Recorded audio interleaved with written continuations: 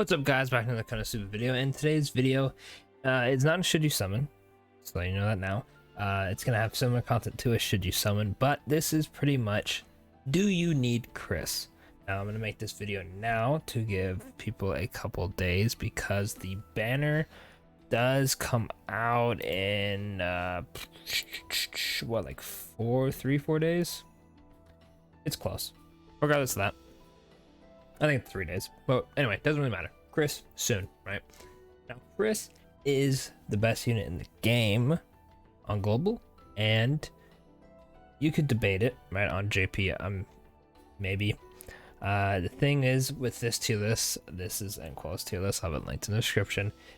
I don't think he's updated it since before Forbidden Wiz came out. It has a banner to after.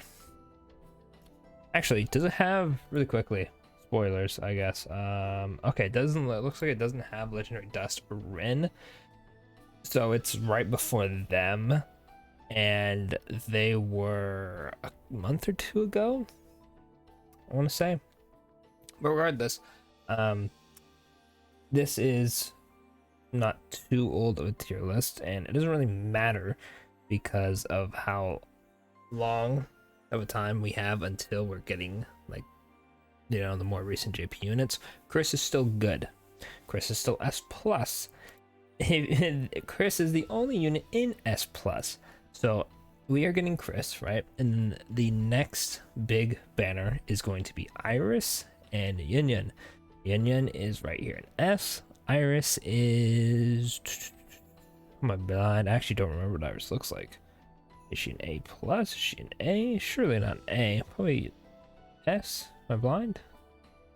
I actually cannot find Iris. Oh, she's an A+. A+. So Iris is right here. Then the banner after that will be Aru and Cecilia. Those are those two right there. And then after that, I believe, if I'm not mistaken, it should be, so let's what? Second anniversary. 2 point whatever. 2.5. Yeah, okay.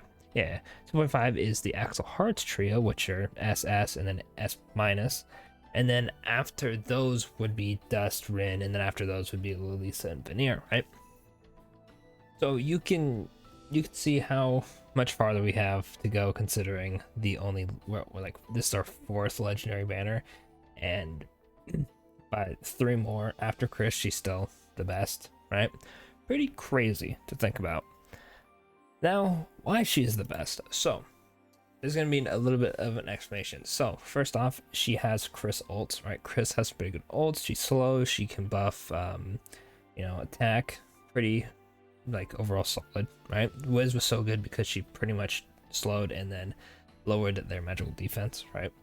A lot of people use Wiz just for the slow only, right? And Chris can do 2 different things. So if you have slow on the team, you can just use the attack buff. If you have attack buff on the team, you can use the slow, whatever it may be.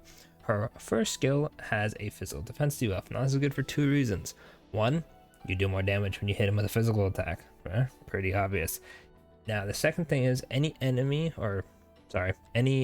ally, ironically, she has this as a react skill, who has a skill that needs to hit someone who's debuffed, is pretty much guaranteed good to go, right? Just through Chris's basics, she has that covered for everybody. Then on her second skill, which, by the way, all her skills do more damage if they're debuffed. So, big W for basic debuffs for them. She has a party tier 2 agility buff for 10 seconds. Then her second skill has a 4-second cooldown reduction. Now, I don't know how crazy you can loop this with other units and have it still be effective, but the cooldown reduction on Chris's agility boost is 16 seconds. The buff is 10 seconds, so that's 6 seconds where you wouldn't have the buff, right? Now, her second skill has a 4-second cooldown reduction, so that is 2 seconds or you're not having the buff. Now, take into account the fact that her second skill, the cooldown reduction, has an 18-second cooldown reduction. So you can't, in a sense, spam, keep that up constantly.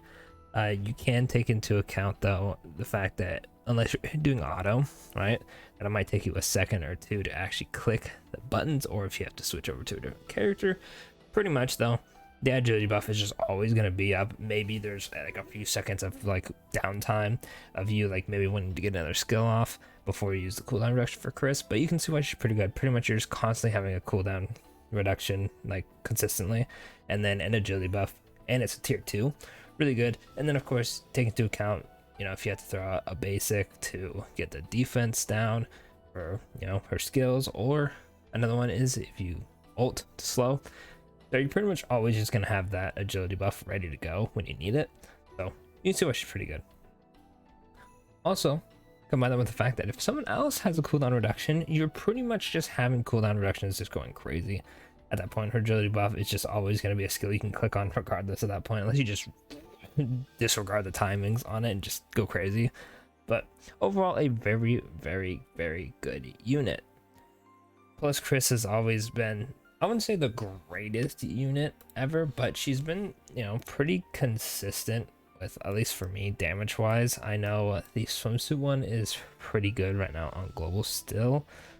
She has a cooldown reduction and then a self tier 2 duty buff. She was so close to imitating greatness. They literally just upgraded swimsuit Chris and said, yeah, make it this one. But as that, Chris has always done like a pretty decent amount of damage, even though these units are like really bad. When I did have to use like Maid Chris, she still put out some pretty good damage. So the fact that she has like all this utility is pretty crazy. So yeah, that's why she's so good. She's just that unit, right? And another thing with the ults, right, is that at some point we should be getting a ult. I don't know if it's out right now, and I actually have to double check. I have the game open. You're gonna hear the audio. I have to double check because I haven't used Chris in a minute, but her secondary ult, because on JP like some units have more ults, Chris, I don't know if she does. I can't read Japanese, I just realized. Actually, I can just Megami, hang on. Where I just realized I literally have a wiki up right now. I can actually check. Chris. I'm pretty sure. I am way off Chris. What am I doing? Right? What am I doing? Chris. Alright. Yeah, okay, yeah. Party tier 3 physical attack buff and magic buff. Does she have that on global at the moment? I actually don't know because I haven't used Chris in so long. Alright, Chris. Super list. Oh, she does. Okay, she does have it on global. Alright, sick. I couldn't remember if she did because, you know, I didn't have Ninja Chris for so long. There's like no point in me using any other Chris's. But that's, you know, you can use her in mages because of that, you know? Like, okay, I'm already set with my attack buffs for mages. Boom. Agility debuff, right? Oh, I need a buffer. Boom. You just do this. Plus, you're probably going to be running a mage that has a boosted, you know, ult charge, and then she has cooldown reduction. It helps them get their ult even faster, so she can get her ult off and buff them, and then the other mages can get their ults off. Just, you can see where I'm going with this. It's just crazy utility. Pretty much just supercharges any team to attack more, especially with mages. Also, another thing to note, and legendary characters, their basic attack is in fact elemental. So, you know, it kind of sucked for the physical attackers. When you attack, you're just doing normal damage. It's elementalist. But if you put her on a team with mages, having that tier 2 agility buff is going to go crazy because they're always going to hit for the elemental advantage. Granted, of course, you're using the right elements, but I don't imagine you just bringing random ass characters into a team. So anyway, let's just say, right, you're fighting someone who is weak to dark and you're using Ainz, right? Ainz will always have that tier 2 agility buff up, or at least will almost have that tier 2 agility buff up at all times. And the basic attacks which do a lot of damage. Combine that with Res Shred, and combine that with, you know, funny enough, Casual Leah, right? We just got on global like what, a banner or two ago. She has a wind buff. So if you have Res Shred, that buff, and then, you know, you're just going crazy with Chris over and over, because she does have a wind basic. That's a lot of damage. That's a lot of damage with that basic. I basically can rack up damage real quick. But other than that, that's pretty much my spiel on Chris. Why she's so good. However, this is a video on do you need her. I've praised her this entire video just for the end to say she is not needed. I feel like I make this pretty obvious with my arena videos, but you don't need to have all the meta units. I beat or not arena, what am I talking about? the dungeon, sorry. I'll get into arena in a second. I'm jumping the gun. I think I make it pretty obvious with my dungeon videos that you don't need the meta units for it, and I'm sure with arena as well. Like, you know, I constantly get top 5k. I just throw slap team on hit auto. I don't really care for arena too much. Now you probably won't be in top 1k if you don't have Chris, because I'm assuming more than 1,000 people are gonna have her. Maybe if you're unlucky, maybe not even top 5k, just because Chris is so anticipated. There's gonna be a lot of people who have her.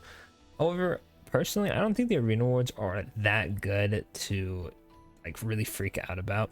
I feel like as long as you consistently can do every other content already, having Chris isn't going to change that too much. Of course, I'm not saying don't summon, because Chris is going to make everything so much easier, but I wouldn't, you know, break the bank or whatever. Or, you know, if you're thinking, oh, I love Overlord, but I want Chris, she's like the best unit in the game, you know, don't stress too much if you can't get Chris. She will come back. So if you change your mind, you're like, okay, I've seen Chris, she's so crazy, I want her, you can get her later. I don't think Chris is a necessity, but do keep in mind, like I said, she's going to be insanely good and make everything in the game insanely easy. So with that, I'll let you guys sit on that information. If you still want to go for Chris, I'm all for it. If you don't want to summon for Chris, I'm all for it as well. She'll come back. You can always pull her on a future banner, or you can just wait until she has a rerun banner and then grab her there. Whatever it may be, best of luck on your summons. Best of luck if you go back in for the Overlord characters, and don't forget to like, subscribe for more Konosuba content. I'll catch y'all in the next Konosuba video.